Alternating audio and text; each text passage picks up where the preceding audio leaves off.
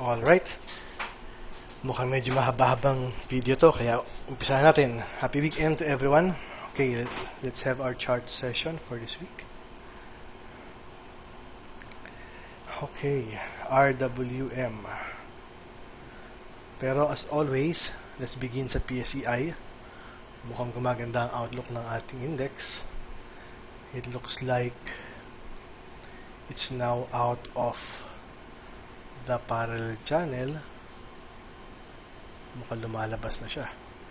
So hopefully, sana magtuloy-tuloy siya. Sana maging talagang bullish tayo. Alright, so cautious pa tayo now, pero at least we are now optimistically cautious. Okay? RWM. Ang RWM, para pareho rin before, no? Pagkatapos mag-breakout, biglang pagkatapos mag-breakout sa matagal na range, balik siya, pero may rejection, no? Balik dun sa resistance ng range, naging support ng resistance, which is actually a good sign. Kaya if I were to trade this, ang gagawin ko dyan, if the next price action consolidates tapos mag-break uli, either there pa ikaw ay conservative, or pag ma-take out itong candle na to, pwede mo siyang i-consider. Ang stop loss mo dito, if ever, mga 10%. Kung aggressive ka, siguro sa gitna ng range, mga 6% stop loss. Anyway, it's a good sign. Kaya if you are keeping this in your watch list, continue to monitor, and kapag na-break yung mga levels na yan, posibleng tumuloy.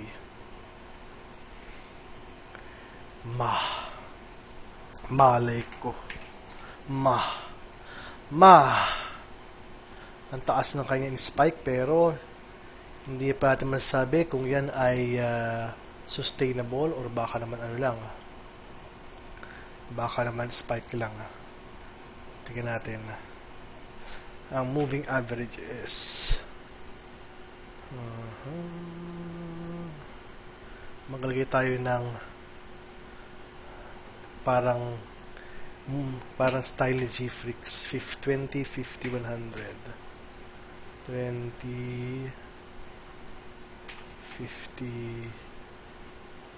100. So, syempre, hanggang 20 pa lang tayo kasi matagal siya na-suspend, no?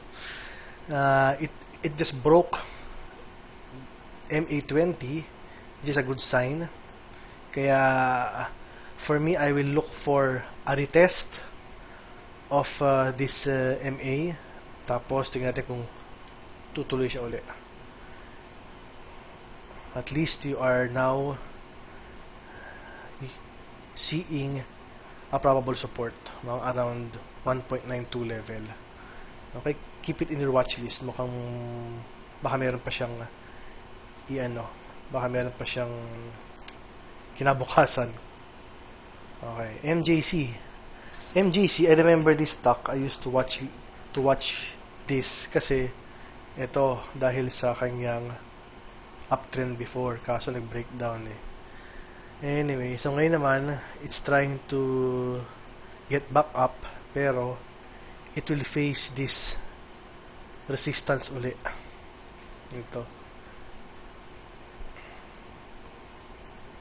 hide mo natin, which means if I were to trade this, I will wait for it to break out from this level muna, yung kanyang former support, to become a resistance, tapos wait for a possible retest, then hopefully it will continue up. Kaya keep it in your watch list, posibleng may future tugs.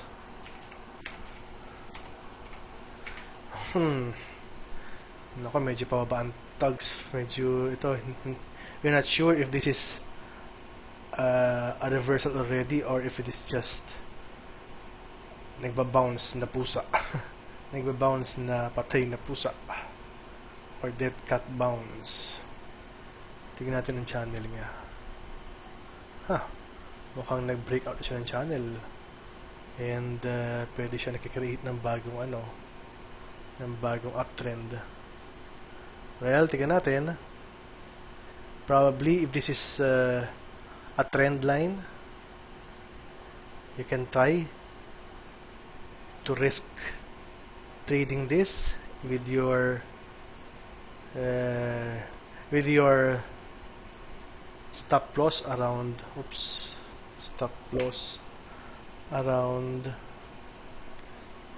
this level. Naku, medyo malayo pag dito conservative. Pag aggressive, mga 6% stop loss pwede na. Siguro pwede kayo mag-test buy. Okay. Let's see if this will continue. Natin. Kaso matagal siyang downtrend Normally pag ganyan, baka ang mangyari dyan, mag-consolidate muna na medyo matagal-tagal like this. Kaya, obserbahan nyo muna. IRC, one of the hot stocks a few weeks ago. Ang IRC kasi, ang delikado dito, it has just created a lower high, which means medyo sign of weakness kasi yun although we have a big triangle here. Okay, you can just watch, see if it breaks out here, pero meron din big chance na mag-breakdown na. Kaya ako no trade, just watch. Vita, ano ba rin nga sa Vita? Vita, it's still there, consolidating on a lower level. Ito siya nanggaling, tapos ngayon ito naman siya. For me, wala pang trade kasi for all we know, baka kumontinue pa siya hanggang sa support level, resistance and support level. Ayan. Or baka tumuloy dito. Kaya things are not looking good for now. It is on a downtrend. Kaya wag mo nang i-risk ang Vita. For me yun pero kayo, bahala kayo kung gusto nyo. Nako, medyo malalim siya, naghuhukay siya, ika nga. Medyo hindi ko pa siya titignan unless you are a bottom picker. Para si Primex, baka nag bottom out. Ano ba ang kanyang long term? Pwede, no? Kailan to? 2010. Pwede. Pero for me, yung ganitong kalali, medyo ayoko muna tignan.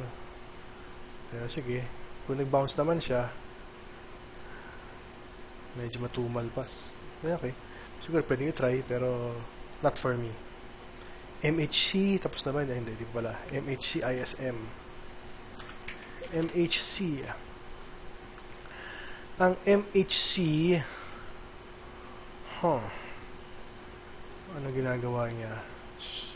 It's part of a big range. Ilang percent to? 33% range. Nasa ano siya ngayon? Upper half ng range. Posible mong sabihin na it is trending up. Kaso ang problema, it's creating a lower high. Kaya for me, hindi good sign. Kaya I will let this be muna. Hindi ko siya pakikialaman muna, at least for now. That's for me. ISM, one of the hottest stocks before then. Ang ISM naman, medyo nakatakot din siya kasi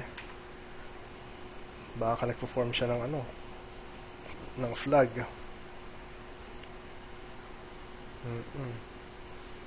Syempre, kadalasan kapag ganyang nanggaling sa downtrend, ang kasunod niyan, pinapaasa ka lang ng flag, babaksak din. Kaya, ingat. Wag munang patulan ng ISM. Mukhang ang kanyang peak mukhang na-reach na for now at least. Ngayon, ito, for me, mukhang paasa lang eh. Anyway, we can always be wrong, but at least let's err on the side of caution nga. Okay? Kaya for me, hindi ko mo siya titingnan kasi coming from a big spike up, naging siyang alpha stock noon, tapos ang laki ng binaba, tapos ngayon nagpo-form na flag, ang tendency baka bumaksak na naman siya. Kaya ayaw ko muna yan. VLL. Nako. I remember before, I used to monitor this kasi ito mukha siya nung nag-breakout no? Sa 7, hindi na tuloy ever, no? Hindi na tuloy. In fact, ang nangyari, nag-breakdown. Huwag muna guys, don't trade this for now. Medyo delikado. Naghuhukay. Double dragon.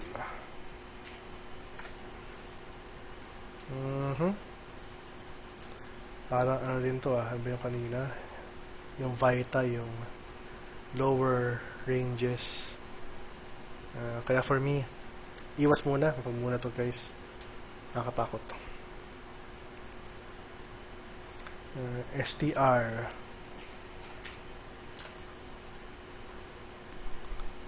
Nako. Huwag muna. Wala nasa base siya pero at least nasa base ka, nasa support ka, which means pwede mo siguro siyang patulan kasi baka mag-spike siya. Kaso ang problema, kailan siya mag-spike? Yun na lang, hintayin nyo na lang kailan siya mag-spike. TBGI. TBGI. Ito nag-spike a couple of weeks ago, tapos nagpa-flag na naman. Nagpa-flag din. For me, delikado yan pag flag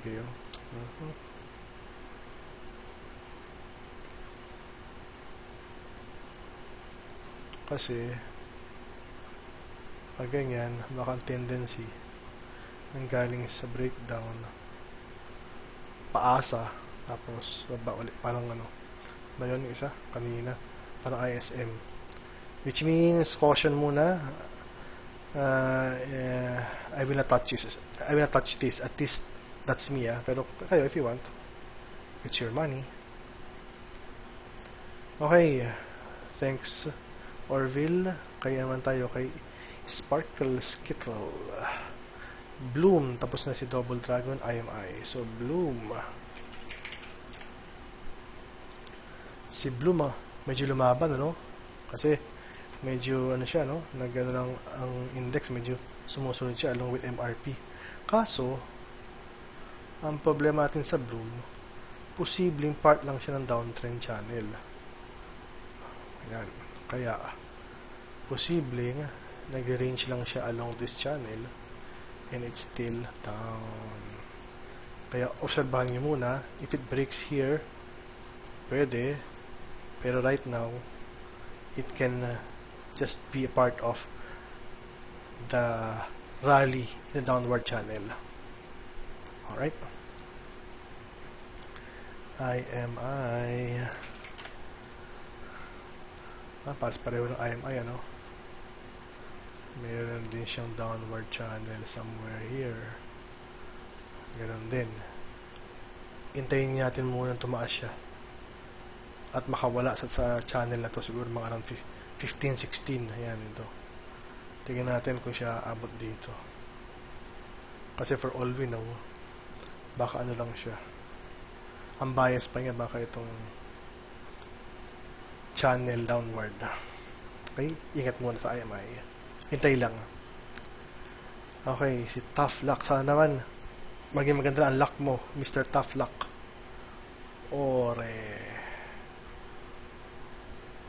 Isa rin sa mga nag-spike a couple of weeks ago. Kaso, wala guys. Ang lalim ng hinukay after niya mag-spike up. Ako, hindi ko muna siya papatulan pag ganito siya. Medyo bad sign kasi pag ganyan nanggaling sa biglang baksak. Kaya muna ito tayo rito. Caution. No trade muna at least for now. Alright. Same ore din. Gold hour. H2O, BKR, BRN. H2O. Ganyan din ang H2O. Nagpaasa ng mataas a couple of weeks ago. Tapos yun din. Baka anong nangyayari nga, nagpa-flag din, no? Paasa. Ngayon, pag ganyan flag, ang tendency niyan, tapos ganun ulit. Kaya ingat, huwag muna patulan ang H2O. Bright Kindle. BKR. Ano ba to? Parang, tama ba to? Or mali lang ang PSE tools. Refresh ka natin. Talagang ganun? Ganyan. Ito ba yan? Nako guys, yung ganyan. Caution! Ayoko ng ganyang i-trade. Medyo illiquid. Tapos medyo pangit ng nangyayari. Iwasan mo na yan. Brown. Si Brown ganun din. Medyo parang pangit na nangyayari ngayon sa kanya. Illiquid din. Wala pang 1 million ang value. Iwasan mo natin yan guys. I think si SPC ganun din eh. Ganun din nga. Illiquid. 200,000 ang value. Medyo iwasan muna guys. Nag-spike lang nung last year tapos since then wala nang ginawa. Okay. Si Toma Trader, Ion, ATN, ATNB, yung hot stocks this last few weeks. Last few days pala. Ion, yun pa rin yung sinabi ko a couple of weeks ago. Nako, pero siyempre, as always, pag ganyan channel, palaging may risk na mag-breakdown. Kaya, pwedeng i-trade yan, i-risk nyo yung nasa trend line, tapos, as long as you have your corresponding stop loss, mga siguro 4 to 5%, and see what happens. Pero yun nga, always be careful sa tendency ng mga game pattern to break down. Si ATN yan, ito malakas pa, nag-alpha stock siya, no?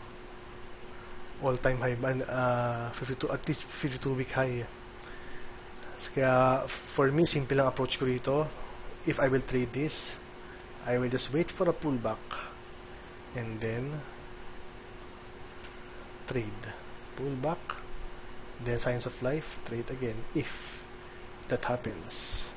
I think ATNB has pareho rin eh. See, pareho lang. Wait for a pullback, then you can try to trade it. Hopefully may buhay pa yung dalawang yan.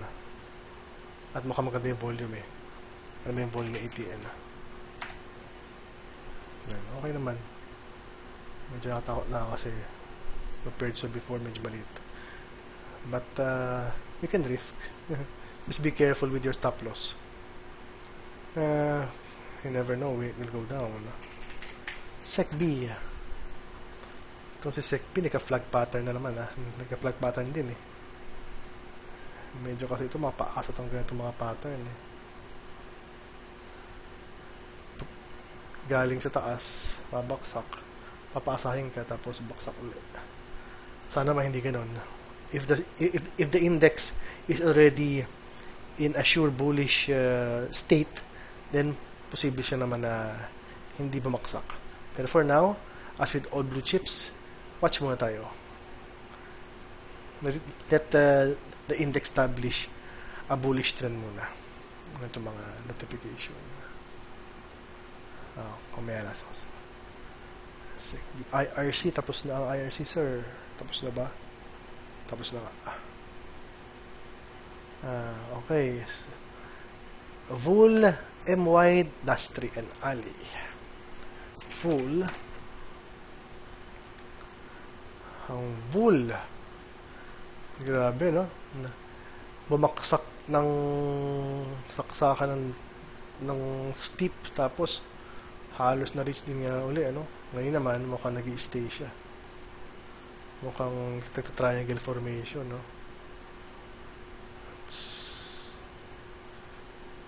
Which means, wait for it to break out of this triangle, saka yung i-trade if it breaks out. Kaso, baka nang malapit na sa resistance. Tingnan natin.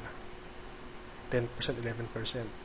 Medyo malapit na. Kayo, pwedeng erase na konti. Tapos, ang ano nyo, ang stop loss, 10% din. 1:1. Medyo pwede. Not so good, not so bad. You can try. Okay. M-Wide and Ali. Probabilities. Ito, ano probability na babaksak ito? M-Wide. Mukhang it is showing signs of life. Tingnan natin kung magpupullback siya at tataas pa uli. Mukha ba siya nasa channel? Mukhang na-break na ng channel.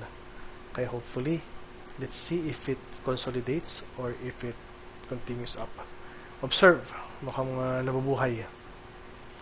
Lastly, Ali, blue chip. Aba, ang Ali umaano siya.